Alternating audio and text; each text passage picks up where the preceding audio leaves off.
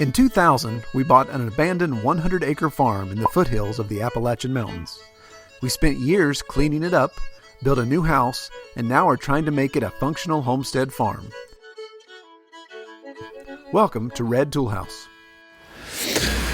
All right. Well, one thing I want to discuss in this episode is infrastructure. And I've learned the hard way that you can never have too much infrastructure when it comes to managing animals. Especially the larger your animal is, the more infrastructure you need. Obviously, we don't do cattle, but with hogs, it's definitely a big enough animal that you need to really look at what you have as far as animal management goes. So our big thing is, again, with pastured hogs, we have the hogs on over 5 acres of pasture now. And so what does that mean? Well, that means there's just places on the property where they can get to. Some of it's nice and grassy, some of it's woodlot, some of it looks like the surface of the moon right now this time of year. So with that, we just have them confined with a single strand of electric. And that electric just runs around the pasture, and a single strand. It's about knee high, maybe a little lower. And that suffices for the pigs. They are familiar with the electric, they've been trained on it, they know how to stay away from it. But when you get into managing and loading those and trying to do different choke points, then that's something that's totally different. You're not going to keep a pig in line with a single strand of electric if you're trying to get him in a livestock trailer, or you're trying to get him in a farrowing area. That's just not going to happen that way. So you got to look at, there's times where you're going to use simple strand electric on your pasture, but then there's also times you're going to need to have stronger infrastructure. What do you need to have in place to load hogs? Now again, our layout is unique to our topography and what we have set up, unique to where the barn already was. So there's some things, if I'd start all over and do it differently, maybe I would. But when it comes to this process, there's a lot of things and a lot of similarities that we would have with anyone else, and we'll discuss those.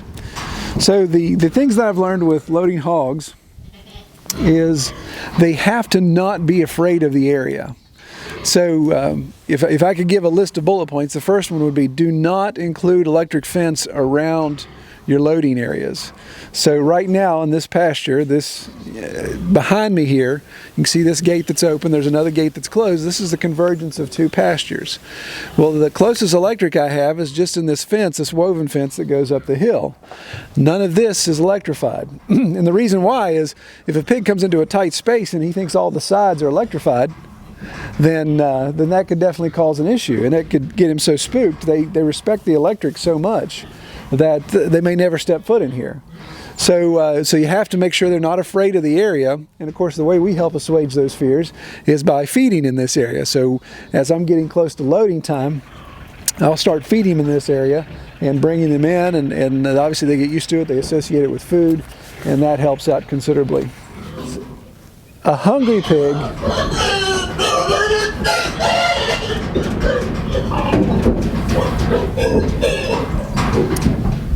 jockeying for position there.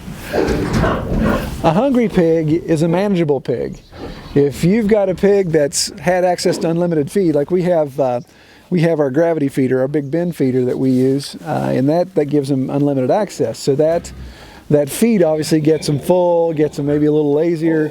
They're not as motivated to respond to feed, to lure one way or the other.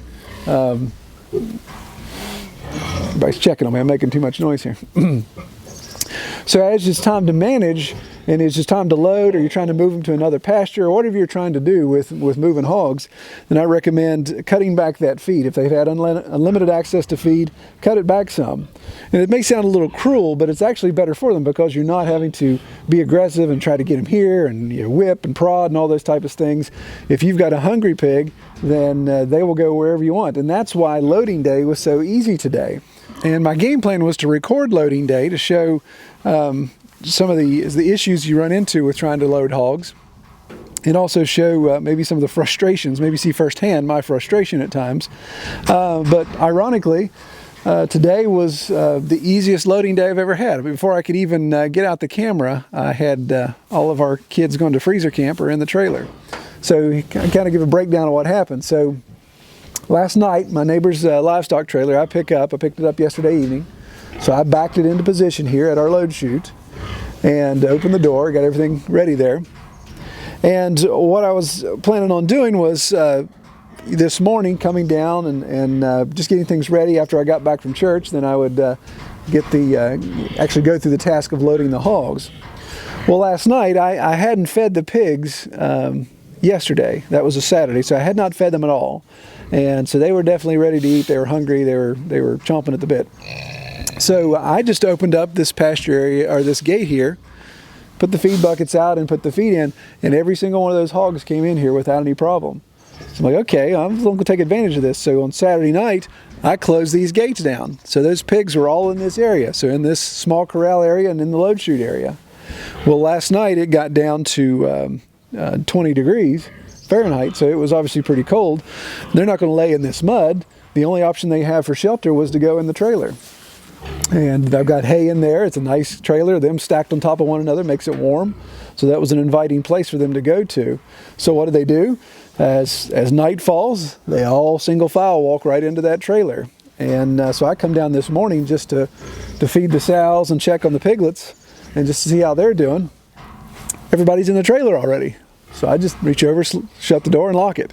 So that's how easy loading was. So I didn't have the opportunity to show you of how to manage a pig, how to turn them, all that type of stuff, which I'm excited about that I didn't have to do that, but obviously it doesn't make for a very exciting video. So everything I'm going to be telling is in hindsight. So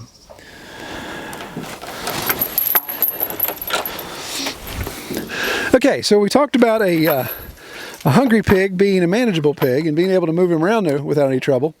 So when you're trying to move them around, you do have to prod them sometimes. Again, I didn't have to this time, but some tools that are handy to have is just a stick. I don't have an electric prod. I don't have to use that. I haven't had to. But the neat thing about a pig's going to go the direction he's facing. Rarely does a pig back up, and you can't really steer a pig backwards. So if you're trying to coax it, you just give him a little tap on the back or tap on the nose to get him turned around, and they can turn around pretty easily and head in the direction. So the way this corral is laid out is everybody comes in this specific area, and then I have this choke down gate. So this gate allows me to get pigs into this area. And pigs, of course, don't like being in a confined space. So if I've got 5 or 6 here that they're all kind of crammed together, and I've got this gate closed, and I'm here with my stick kind of coaxing them, then logically they're going to want to go this way. They see the openness of that trailer, see that it's dark, see it's kind of a place to go hide, so they'll run right in there. So the key point is to have that choke down spot where they will they'll naturally gravitate towards. So if you can get their heads all turned the right way, then you can coax them in, and they'll actually trip over one another trying to get in there and getting out of the way as you're coaxing them with a stick. So it's always good to have that funnel. And we obviously built this entrance to our choke down point. We built it to match the width of the trailer door. We have the slide door that we use instead of the full swing. And that slide door opens up, and that's the same width. And I built a little ramp here so they could run up on it and not have to climb too much.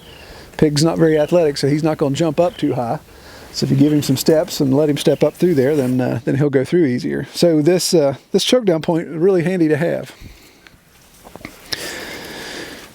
Well, again, as I talked about, having a corral that is not just electric fence, and it needs to be very sturdy for pushing hogs. Now we have the benefit of the mill, so we have a lot of wood, thick wood boards that we make and have extra, and so I use those for corral pieces, and that helps. Of course, that's a very strong wall there. A pig can throw its weight against it, and it won't bust through it.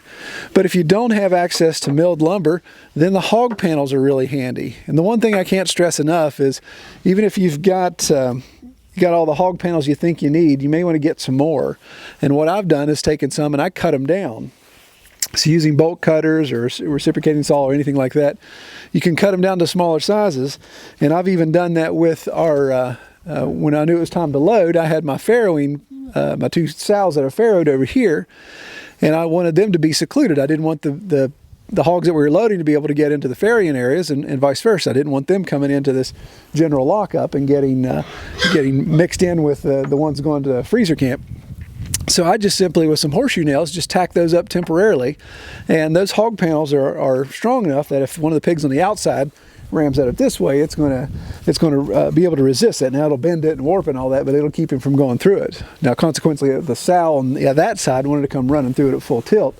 That ain't going to stop her, but I don't have to worry about them. They're not that aggressive. They're not trying to get away from stuff. In fact, they're fine chilling out with their piglets. So hog panels are really handy to have, and like I said, they come in 16-foot lengths, so you've got plenty to work with to cut them down, but having extra around really will give you the opportunity to build the structure, the corral that you want there. And with hog panels too, you can, utilizing T-posts, you can put some temporary structures together. So maybe you're just going to build a choke down point just for loading day.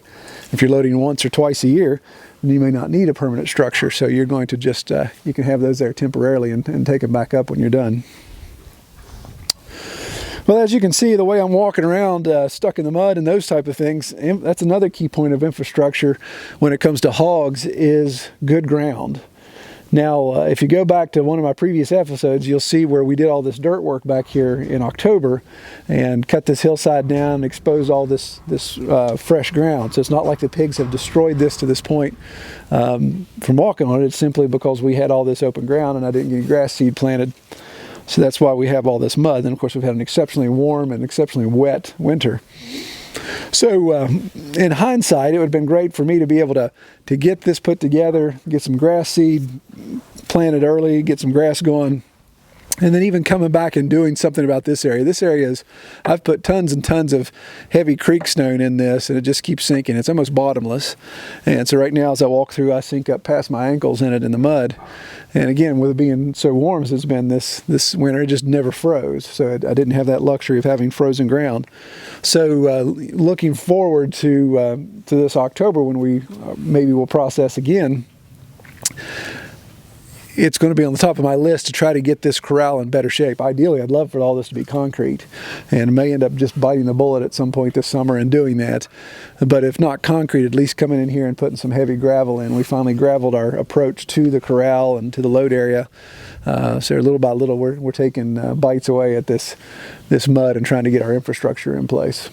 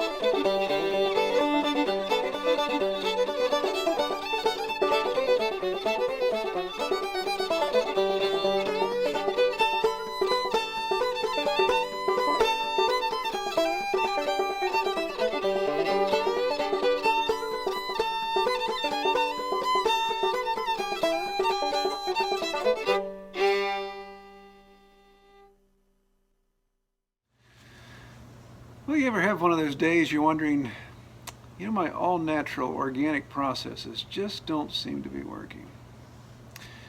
Actually, it's the process of insulating the deep freezer that I'm in right now and trying something new, trying some spray foam that I've never tried before.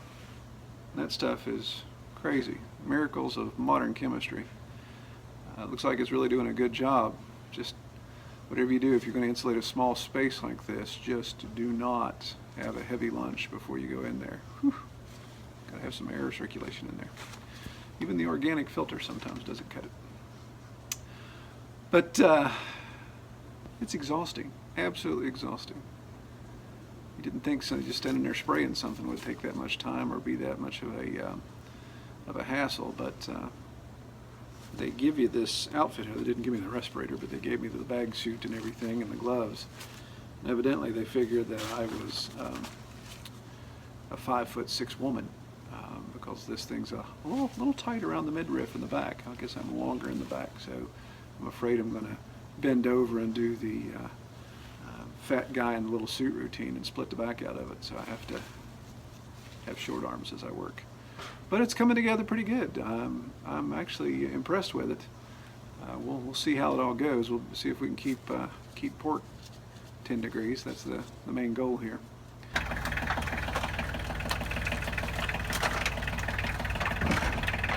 it okay to stand on this? Yeah, just don't step in those holes.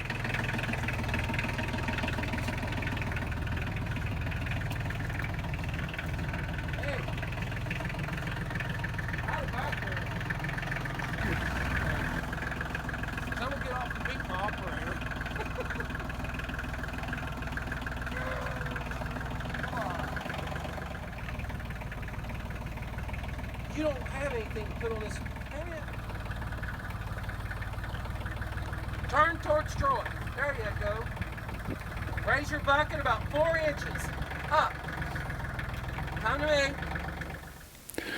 Well, it's a beautiful 20 degrees Fahrenheit St. Patty's Day. A little frigid, a little chilly this morning. I really can't feel my fingers. But I wanted to talk about a comment I got just recently. This comment's from Randy Kirk. He says, "Where are you getting feed for 12 cents per pound? Tractor Supply, for example, is 28 cents per pound."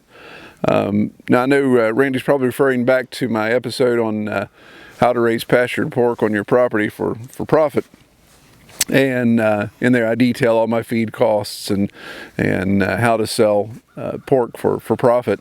But one of the big things you got to look for if you're going to raise, I think if you raise one hog, if you raise 100 hogs, or even chickens or anything for that matter, when you go to these retail stores, they're very, very convenient. A Tractor Supply, Rural King, all those guys are extremely convenient because they've got everything. They're like the Walmart for homesteaders. So those convenience stores, of course, are going to have good pricing on a lot of things, but there are also things they're not going to have the best pricing on. And when you go to Tractor Supply, you're going to find they have pig feed, they have chicken feed, they have all this variety, they have quite a few options there, but it's always more expensive. And I suggest if you're going to raise any livestock for a long period of time, look for a local feed store. And by local, an actual feed mill, somebody that grinds, mixes, all those type of things. You should be able to find one, hopefully within a 100-mile radius. We have to drive an hour to ours, just because that's the closest one we have that offers the pig feed. There are feed stores that are closer, but they don't offer the pig feed that we want. So we go to this location, and it has, you know, they have the big silos. They take in bulk grain. In fact, I think they have several hundred acres of farmland around them that they either own or lease, and they produce their own crop to bring in. And some of the other questions I've got pertaining to feed were about GMO, non-GMO, that whole debate. And that's something I've got on my list to talk about, but that's obviously a very lengthy discussion, very detailed discussion we need to get into, and can't just wrap it up in a comment section. But yeah, if you want to really save a lot of money on feed, then look for these feedlots, these feed stores that do this own preparation themselves, and you're going to save a lot of money. And as Randy pointed out, those numbers are pretty much where I am. I'm around 12 cents a pound on pig feed. And I don't have to buy in bulk. I have to buy a 100-pound bag, of course, but if I buy 6,000 pounds or if I buy 100 pounds, it's still the same price.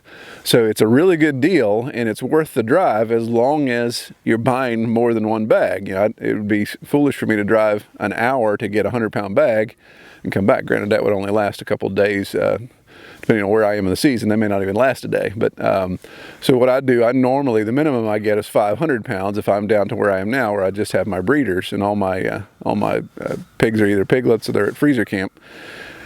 Or I'll end up at the max, I'll end up hauling 6,000 pounds at a time. So definitely check that out. That's worth doing some investigation there. It can really save you a lot of money. And if it's like our feed mill, if you order over 1,000 pounds, you can get a custom blend. So if there's things you want to bump up, if you want to bump up a little lysine, you want to bump up a little more protein or a little less soy protein and try to incorporate some other protein there, then you get that custom mix as long as you're ordering more than 1,000. So be sure to check that option out in your area. Well, as you saw with our updates, we've got our freezer unit installed. We got the inside of the freezer insulated. At the time of recording this on St. Patty's Day, I have to get it wired up, get the floor in, and put the slick walls up and all that. Some details, put the weather stripping around the door. And as usual, I'm cutting it very close. I have 9 hogs at the processor right now. They'll be ready probably the end of next week, so a week from today most likely. So maybe I can push that to the beginning of the next week, so it gives me 2 weekends to get my stuff together. So yeah, sport planning on my part, because if I plug this freezer in and it doesn't work, then I have less than 2 weeks to get a technician out here to figure out what's going on. And obviously it's not like I can stick 9 hogs worth of meat in a regular commercial or regular residential freezer. So yeah, this will be fun, and we'll document that. Hopefully you won't see me curled up in a ball crying like a little girl because I've just ruined all this meat. Hopefully it'll be me dancing around showing you all this meat in a nice big walk-in freezer. So we'll see how that goes.